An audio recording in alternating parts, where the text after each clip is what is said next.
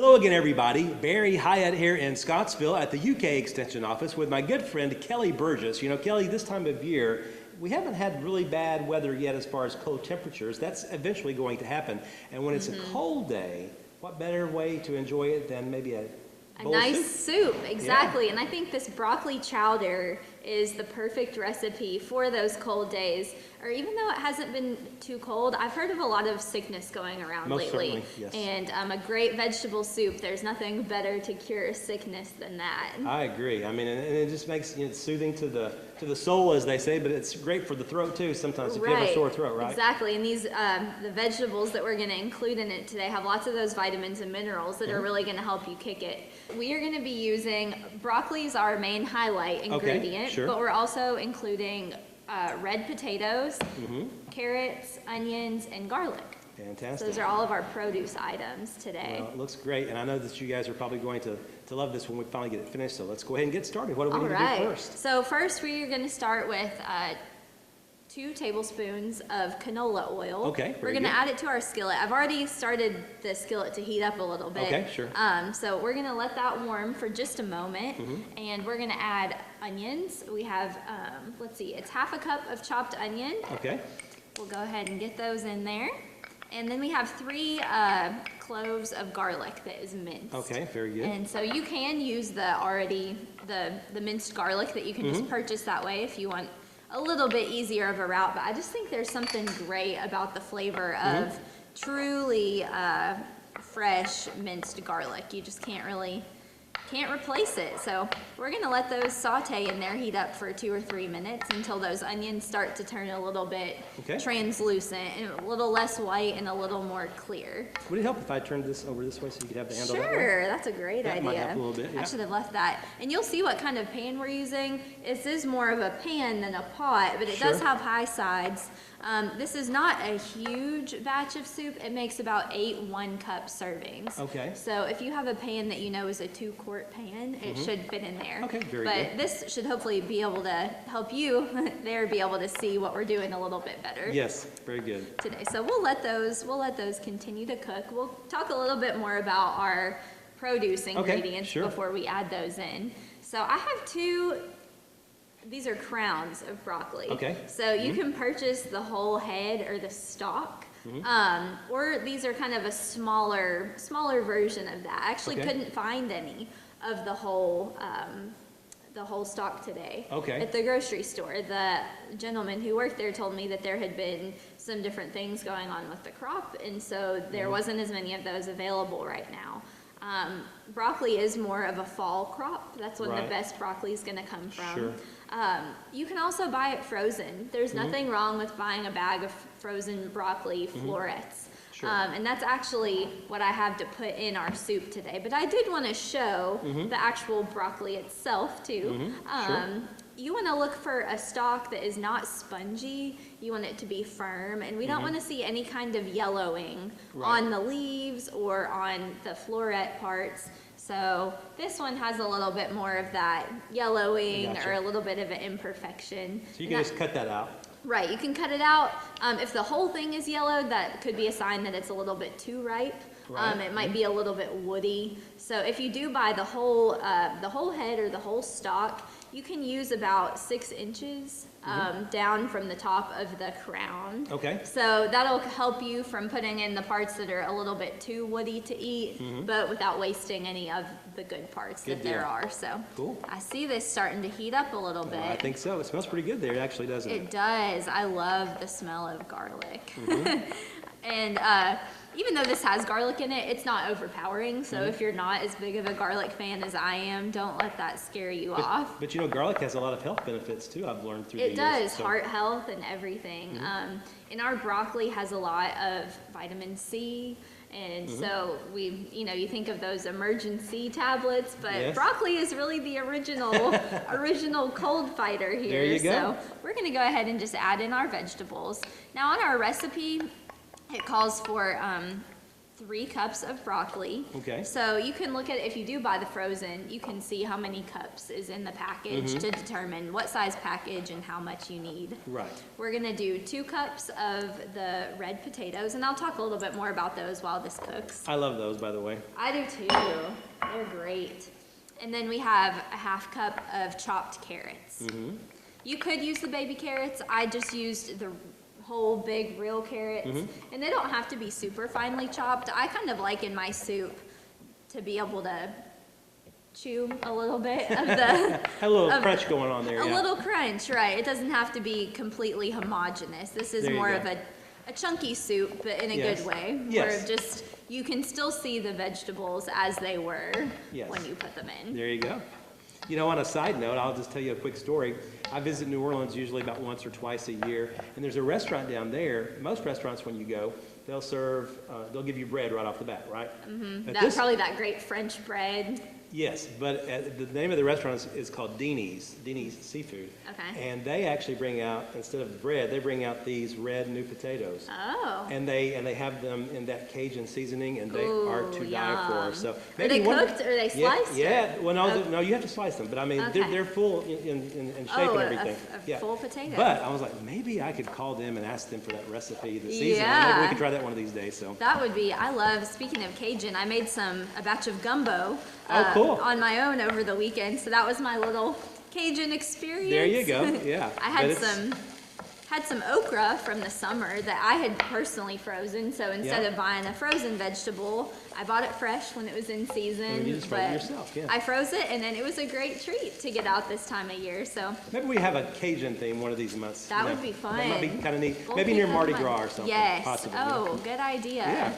Good idea. And broccoli is one of those vegetables that is a great vegetable to grow in your home garden. Most like certainly. we mentioned in those fall months. And so if you're lucky enough to do that, if you've thought ahead, or maybe you want to think ahead for this year, you can store that in your freezer too. That way you have it fresh, ready for this soup. Very good, very good. So we hear that starting to simmer around a little bit. I believe so, yes. We'll let those cook for a few more minutes. But on the topic of the potatoes, I learned something new recently. There's really 2 kinds of potatoes that we'll find here in Kentucky, and they're going to be the russet potatoes, which are kind of those classic brown, what you think of as a baked potato. Yes, yes. And then there's waxy potatoes, which encompass the yellow or the more golden, I think the Yukon, or these red new, I call them new potatoes. Yes, there's even some a little bit smaller than that. And so they actually have different properties, and there's a reason why we use different ones for different purposes. So those russet potatoes are the ones that we think of as a baked potato. They are a more dry potato. When you cook it, it's more starch and less moisture. Okay. Where and it kind of turns into a fluffy product when it's cooked. Yes. What we think of it for, a mashed potato or baked potato. But these red potatoes, hold their shape a little bit more. So they actually have less of that that starchy and more of a moist property about them. And so that makes them, they hold their shape a little bit more. They don't turn quite as fluffy. And so for something like a soup, if you don't want it to turn into like a mashed potato inside your soup, that's the reason why we want to use these type of potatoes. Makes total perfect 100% sense to me. Yes. There you go. Also things like potato salad, anything where you want the potato to still kind of retain its shape, those are a great option to use. Sounds good to me. All right, Barry, I'm going to have you start us on our next step. So what's our next one? Yes, we are going to add a half teaspoon actually, of dried Italian seasoning. Okay, now which one is that again? That is going to be the very front. This one right here. Okay. That's going to be that one. That one, my bad. That's okay. We'll add our Italian seasoning. That's the flour. That is the flour. And then salt and pepper. I'll keep it stirring while you pour it in. Yeah. Yes, we have a half teaspoon of salt and a 1/4 teaspoon of pepper. Okay, very good. And those could be adjusted if you like it. Have a little bit more of a flavor or heat. You could do a little more black pepper if you wanted. Sure. And so we've got our vegetables kind of coated in that, and now I'll have you do that the flour. There we go. And so I've reduced our heat a little bit because when the flour touches the heat, we don't want it to singe. Sure. But this will kind of help our soup thicken up a little bit. So okay. a lot of times in baked goods, we'll use flour, you know, for muffins or anything as the main component. Sure. But in a soup, it's really more of a thickening agent. Very good. So it adds that creamy, nice property to it. This will kind of turn out similar to what you would think of as potato soup. Okay. But it has the broccoli in it too, and so it's kind of a mix, I think, between a broccoli cheese soup and a potato soup. Okay. But probably with a healthier twist than both of those. I would say so, yeah. We've got that. You can kind of tell when the flour has coated your vegetables in there. And I'll have you go ahead and pour in this chicken broth. We have low sodium chicken broth, which you can find in pretty much any grocery store. We're gonna do 3.5 cups of that. And you just have to do a little bit of detective work. So some of the broths will say less sodium or 33% less sodium, low sodium. This one actually said unsalted. Okay. Now the best thing to do is to look on that nutrition facts panel on the back of your product. I'm gonna put this lid on. Okay. And how long are you going to simmer that? Yes, we're gonna bring this to a boil. Okay. I'm gonna put the lid on to help it boil a little quicker. If you were really making this recipe, you would want it to simmer after that for 15 minutes. Okay. We'll speed the process along a little bit There you today. go. But on the topic of that broth, just make sure you look at the label on the back, because sometimes even the ones that say 33% less sodium or whatever it is, they might still have more sodium per serving than what you really want. And so we don't want our soup to turn into a high sodium, not heart healthy option. And so that low sodium really does keep it heart healthy, especially for if you're somebody who has blood pressure issues or anything, or just want to be healthy in general. Sure. So, and of course, you've got a couple more right here too. The cheese you put on at the very end, correct? yes, the cheese is just your topping, and this is a low-fat mozzarella. Okay. So we'll pretend like this has boiled and simmered, Okay. and we will go ahead and add in its half and half. Okay. So that it will.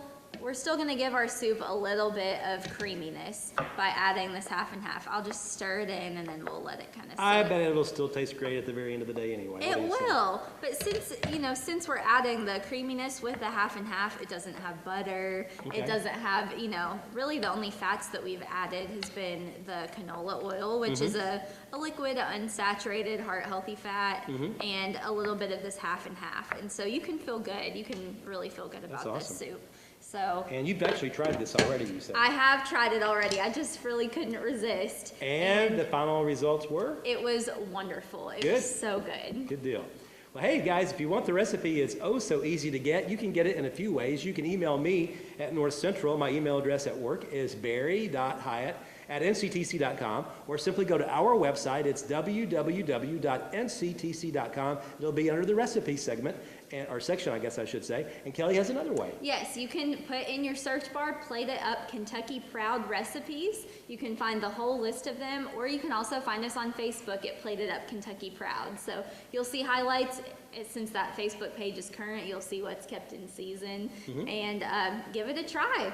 I think you probably will not regret it at all, because it looks fantastic. I bet it tastes even better than it looks, of course. So. It does. And I think it's a great idea too this time of year especially. So. Yes, and especially for, I hope you don't have a sick day. If you do have a sick day, you can always make this too, and soup freezes great. You can put it in the freezer, and then when you're sick and you don't feel like making soup, there you go. Already have it. Fantastic. Well, thanks, Kelly, so much. And Thanks, thank you guys for watching. Take care. Have a great rest of your day, and we'll see you back here again real soon.